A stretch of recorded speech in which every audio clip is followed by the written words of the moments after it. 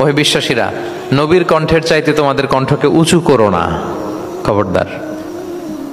যদি করো, নিজেরা নিজেদের সাথে যেভাবে কথা বলো, নবীর সাথে যদি এভাবে কথা বলো, তাহলে তোমাদের সব আমলগুলোকে বাতিল করে দিবে কে? এই আয়াত নাজিলের একটা প্রেক্ষাপট আছে। বনু তামিম গোত্রের লিডার কে হবে এটা নিয়ে ডিসকাশন হচ্ছিল। তো আবু বকর রাদিয়াল্লাহু তাআলা আনহু বললেন, আমি চাই উনি হোক লিডার। ওমরে ফারুক বলে, না না না, উনি না, আপনি বুঝতে পারেন নাই, আমি চাই ইনি হোক।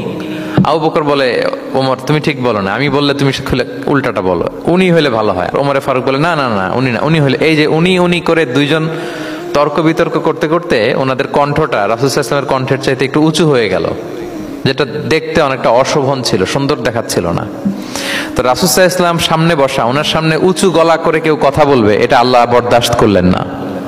আরশের উপর থেকে আল্লাহ তাআলা আয়াত নাজিল করলেন, লা তারফাউ আসওয়াতাকুম ফাওকা সাওতিন নবী, খবরদার নবীর কণ্ঠের চাইতে যেন তোমাদের কণ্ঠ উঁচু হয়ে না যায়।